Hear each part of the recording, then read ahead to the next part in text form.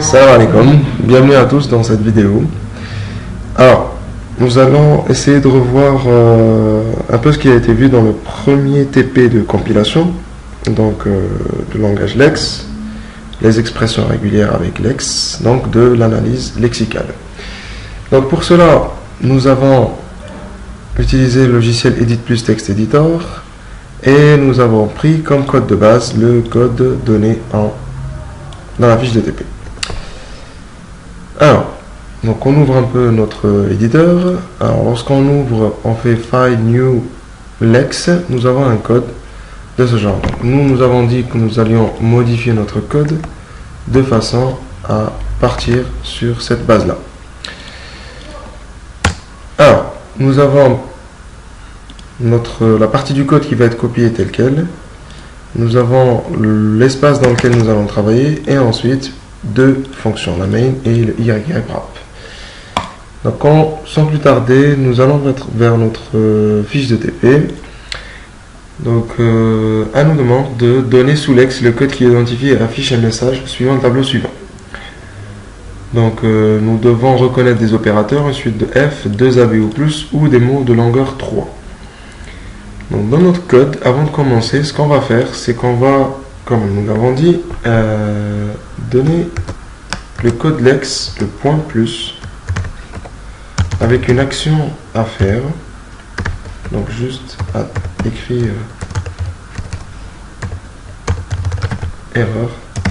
En fait, ce code Lex va nous permettre de dire que c'est une erreur lorsque l'analyseur ne va pas reconnaître les autres expressions régulières que nous allons définir. Donc c'est pour ça qu'on le laisse à la fin, parce que l'analyseur va regarder par ordre les expressions qu'on lui donne. Donc nous commençons par les opérateurs.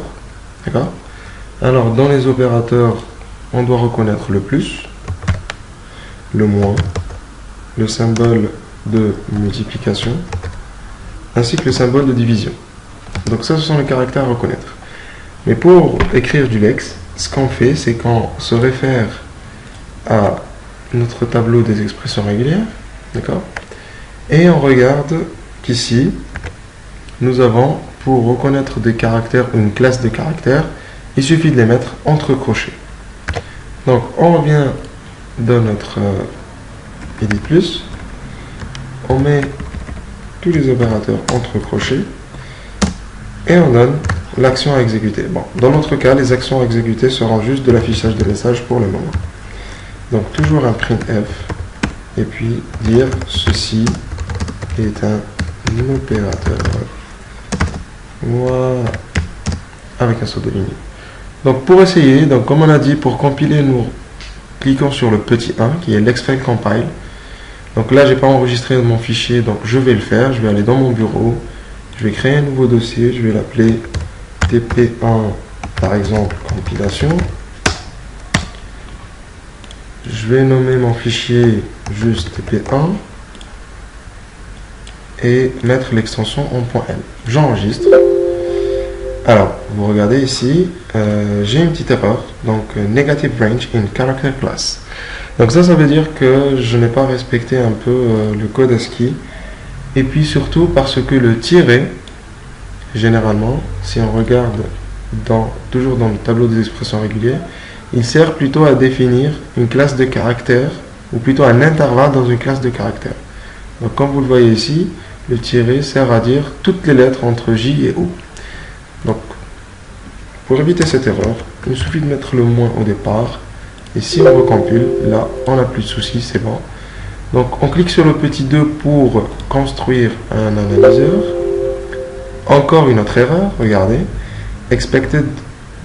Alors nous avons un point virgule qui est demandé avant la collade, parce qu'ici nous avons une action ici aussi. Il le dit bien, hein, c'est à la ligne 6 et à la ligne 8. Donc ici et là.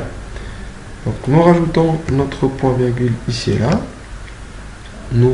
On refait petit 1, petit 2. Plus aucun souci, et là on clique sur le petit 5 pour exécuter. Donc il me suffit de taper le plus, il va me dire c'est un opérateur, le moins aussi, le symbole de multiplication et de division. Et si je tape n'importe quelle autre chose, j'ai une erreur, et voilà. On revient dans la fiche de TP. Alors maintenant, nous avons à faire une suite de F. Donc un F ou plus, deux AB ou plus, donc le bloc AB qui va se répéter, et puis des mots de longueur 3. Alors, une suite de F. Alors, je travaille toujours ici. Une suite de F, et bien tout simplement, on va écrire le caractère F. Et puisque nous avons un F ou plus, il nous suffit de rajouter le symbole plus. Et dans ce cas-là, on va afficher une suite de F. Voilà. Ensuite, nous avons 2 AB ou plus. Alors, 2 AB ou plus, on va se référer à notre tableau des expressions régulières. Si on descend un peu, alors on voit ce schéma, nous avons R, et entre accolades, 2 virgules, rien du tout. Alors ça veut dire 2R ou plus. Donc nous, à la place du R, on va mettre notre AB. On revient à notre éditeur, donc ici, nous avons AB, et puis 2 virgules. Toujours, printf, et on va mettre 2 AB ou plus. Sauf que, si on laisse comme ça, alors le 2 virgule va s'appliquer qu'au B. Nous, c'est le bloc AB qu'on veut, donc c'est la chaîne AB. Et donc il faut mettre les guillemets. Voilà. Maintenant, les mots de longueur 3. Alors, les mots de longueur 3, on serait tenté de faire ça. Point 3. Et puis printf. Mot de longueur 3. Sauf que si on regarde les exemples, alors dans mes exemples, j'ai des mots composés de lettres minuscules et majuscules ou de chiffres. Donc pour limiter un peu les caractères, ce que je vais faire, c'est qu'à la place des points, je vais délimiter une classe de caractères avec les crochets et je vais dire que dans cette classe, je vais avoir les lettres minuscules de A à Z ou bien les lettres majuscules de A à Z ou bien des chiffres de 0 à 9. Donc maintenant, on va compiler. Aucune erreur. On clique sur le 2. Pas d'erreur. On lance notre exécutable.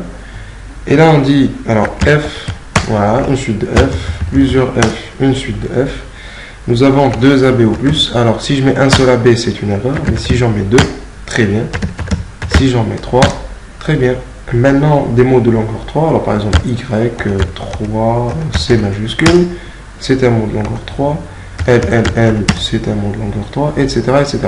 Bien sûr, si je mets toute autre chose, j'obtiens une erreur. Voilà. On revient à la fiche de TP. Maintenant, on nous demande de donner un code qui identifie un entier, un réel, et puis un identificateur qui commence par une majuscule, suivi d'au moins un caractère alphanumérique. Donc, je reviens ici. Un nombre entier, c'est quelque chose qui va s'écrire avec un chiffre de 0 à 9, avec au moins un chiffre. Et je dis, ceci est un entier. Maintenant, pour les nombres réels, je vais récupérer ceci. Parce qu'un nombre réel, c'est quoi? C'est un entier, virgule, un autre entier. On n'oublie pas de rajouter le signe moins au départ. Maintenant, ce signe, il peut être présent, il peut ne pas être présent dans le cas où le nombre est positif. Et on dit que ceci est un réel. Maintenant, troisième question, c'était un identificateur qui va commencer donc par une majuscule, d'accord, suivi d'au moins un caractère alphanumérique, donc des lettres majuscules ou bien minuscules ou bien des chiffres. Et je rajoute ça et je dis que ceci est un identificateur. Dernière question de la fiche de TP. Alors ici, on ne nous donne pas de règles à suivre, mais on nous donne des exemples et des contre-exemples. Donc l'expression doit reconnaître ces exemples et ne surtout pas reconnaître ces contre-exemples. Donc on va regarder nos exemples. Le premier, c'est une lettre. Donc le mot peut être composé d'une seule lettre. minuscules. Ensuite, on regarde le deuxième. Alors, ça peut aussi commencer par des lettres majuscules. Et c'est suivi de lettres ou bien de chiffres.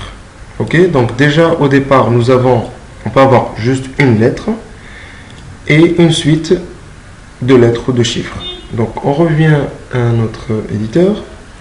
Donc on peut avoir une lettre, donc majuscule ou minuscule, donc A, Z ou bien un Z, suivi de l'ensemble de lettres, majuscule ou minuscule. Donc tout ceci.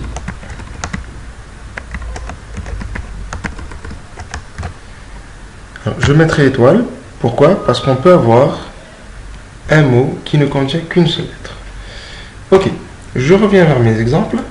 Alors, je regarde le dernier exemple, il contient ce qu'on appelle des underscores. Dans un underscore, on voit qu'il est au milieu du mot et il est toujours suivi par des lettres ou des chiffres.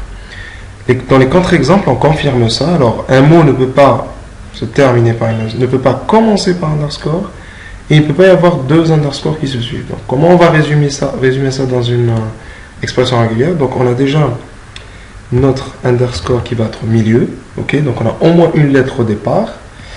Ensuite, on va avoir une certaine chaîne alphanumérique et tout ceci va donc se répéter.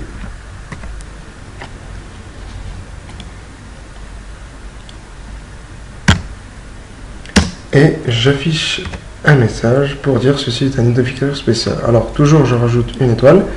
Pourquoi? Parce qu'on peut avoir un mot qui commence simplement par une lettre et puis qu'il n'y a aucune chose après. D'accord, alors je vais tester tout ça. Donc petit 1, petit 2, aucun souci, je lance mon truc. Donc je reprends donc un nombre entier. Ok, donc ceci est un entier, un nombre réel, donc avec virgule. Un nombre réel négatif, par exemple, ceci est un réel aussi. Nous avons un identificateur spécial donc, qui commence par une lettre majuscule et après on a des lettres ou bien des chiffres, donc un identificateur. Et le dernier, notre identificateur spécial, pardon, donc ça commence par des lettres, peut avoir des chiffres, ensuite underscore, mais tout de suite après des lettres par exemple, peut avoir un autre underscore et des chiffres par exemple, etc. Mais si je termine par un underscore, c'est une erreur. Si je commence un mot par un underscore, c'est une erreur. Et puis si par exemple dans mon mot il y a deux underscores qui se suivent, c'est aussi une erreur. Donc voilà.